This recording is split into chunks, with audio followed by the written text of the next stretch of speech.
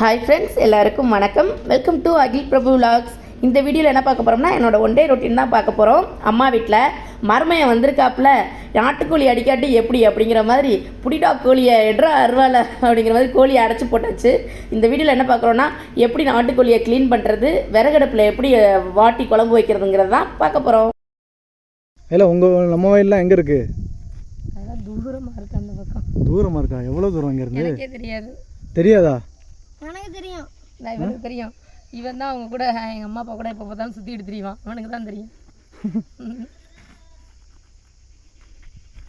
அந்த தாண்டி போகணும்னு தெரியும். அந்த கம்மாக்கரையை தாண்டி போகணும்னு.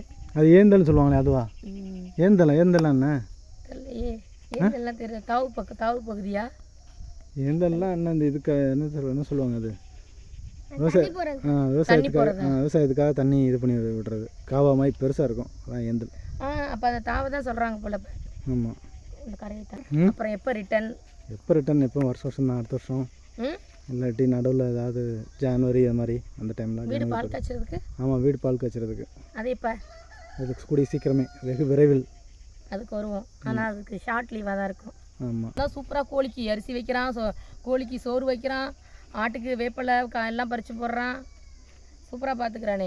கோழி எங்கே யார் வீட்டில் போய் முட்டையிட்டாலும் போய் எடுத்துகிட்டு வந்துடுறான், அடுத்த வீட்டில் போய் முட்டையிட்டாலும் எடுத்துகிட்டு வந்துடுறான். இந்த கோழி என்ன உனக்கு அடிக்கிறதுக்கு இஷ்டமா? ஒரே மேலே காலையிலேருந்து திறந்து விடுறேன்னு சொல்லிட்டு ஒரே அழுக. நானும் சின்ன பிள்ளையில கோழி அறுக்கவே விட மாட்டேன், அழுகுவேன் மச்சான். வீட்டில் வளர்க்குற கோழியை எனக்கு இப்போவுமே கஷ்டமாக தான் இருக்கும்.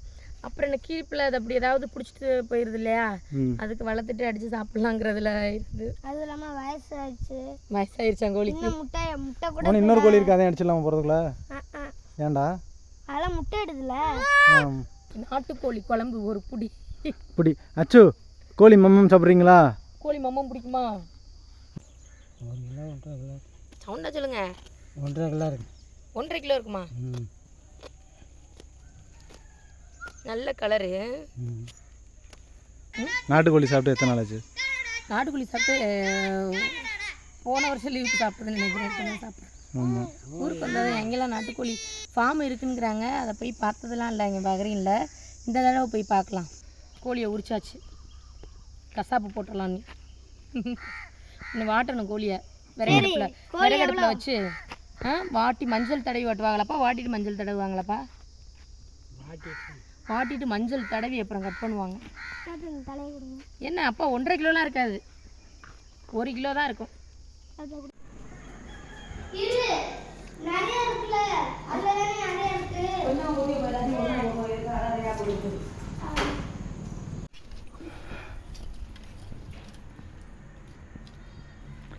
கூட்டாஞ்சோறு ஆக்குற மாதிரி ஸ்டார்ட் பண்ணுறா அதில்.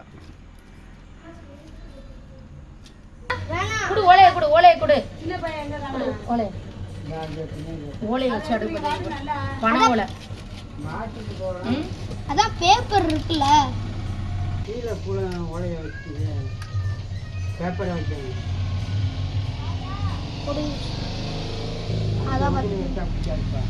பிடிக்கும் பாருங்கப்பா, வெயிட் பண்ணுங்க. பாருங்க ஐலாவோட கைரசி எப்பவுமே. என்ன எதுல உட்காந்துருக்க? தண்ணி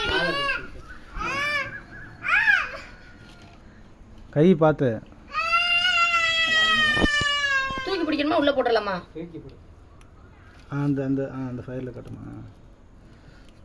இந்த பிரச்சு எடுத்துக்கிட்டு ஏய் போட்டுருவாங்க. சுடுதி போ கையில் பார்த்து தள்ளுறா மௌனி. எதுக்கு மஞ்சள் தடவுறாங்க நாட்டுக்கோழிக்கு மட்டும்? கிருமி இருக்குண்ணா. கிருமியா? மஞ்சள் கிருமி நாசினி. அது தெரியுது. ஆனால் நம்ம பிராய்லர் கோழிக்குமே மஞ்சள் போட்டு தானே அலசுறோம், க்ளீன் பண்ணுறோம். கட் பண்ணதுக்கப்புறம் அது பண்ணதுக்கப்புறம். ஆனால் இதில் வந்து இது நாட்டுக்கோழி நமக்கு முழுசாக இருக்கனால இப்போவே போட்டு இது பண்ணிடுறேன். எல்லாரும் முடிச்சு குளியாட்டியாச்சு. ரொம்ப தேய்க்கக்கூடாதுன்னு சொல்லுவாங்களா என்ன? இவ்வளோ தேய்க்கிறீங்க, அதிகமாக தேய்க்கிறீங்களா என்ன? எங்கள் அப்பா மஞ்சளை தேய்ச்சி வைப்பான்னு சொன்னாங்க, தேய்ச்சிட்டேன். எவ்வளோ தேய்க்கணும்னு சொல்லலையே. சரி, என் கையில் மாட்டிக்கிட்டு இந்த கோழி இன்னைக்கு படாத பாடுபடுது. சரி கட்டி அடுத்து என்ன? அடுத்து கட்டிங் தான். மறுபடியும் வாட்டணுமா என்ன? இன்னமும் வாட்டணுமா பள்ளியிலப்பா? ஆ வாட்டர் இருந்தால் லேசாக வாட்டலாம். பட் நம்ம ஃபஸ்ட்டே நல்லா வாட்டிட்டோம். இதுக்கு மேலே பார்த்தா அடுப்புலேயே கோழி வெந்து போயிடும். அப்புறம் சுட்ட கோழி ஆகி போயிடும். கிரில்டு சிக்கன் ஆகிரும். நாட்டுக்கோழி க்ளீன் பண்ணுவது எப்படி? கால் பக்கம் இருக்குல்ல, 2 கால் பக்கமும் 2 கால் பக்கம் தான் ஃபஸ்ட்டு அறுக்கிறாங்க. அறுத்தா அப்படியே தனியாக வந்துடுது.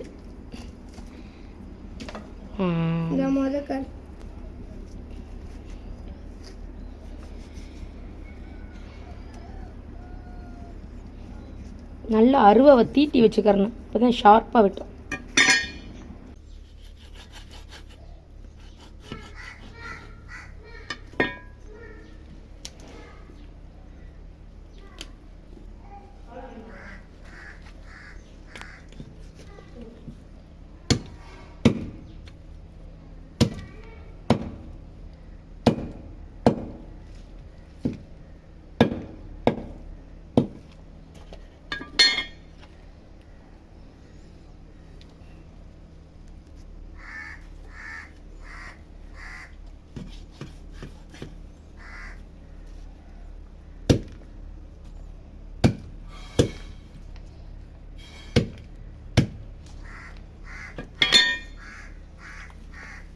எலும்பு தானே ஃபுல்லா.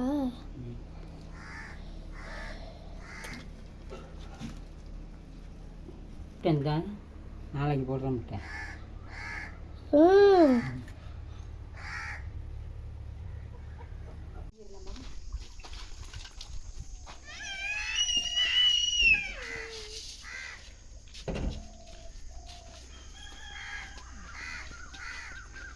கோழியை கட் பண்ணது உரிச்சதெல்லாம் எங்கள் அப்பா பில்டப்புன்றது நான்.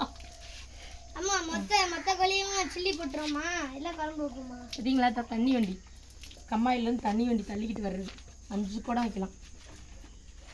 இப்போ நான் அதை தூக்க போகிறேன்.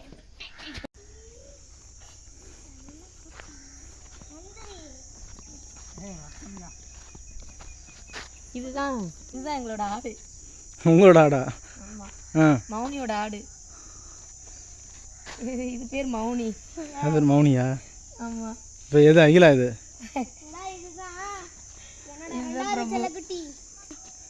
இது போன வருஷம் நான் வளர்த்த கொட்டினே ஏதாவது காட்டு. போன வருஷம் வளர்த்துட்டு தெரிஞ்சால தூக்கிட்டேன். அதெல்லாம் பெருசாகி வித்துட்டாங்க. அதெல்லாம் கிடா. விடு விடு விடு நீ விடு. இதேதான் என்னோட 2வது செல்லக்குட்டி. முட்டவே முட்டாது. அங்கிட்டு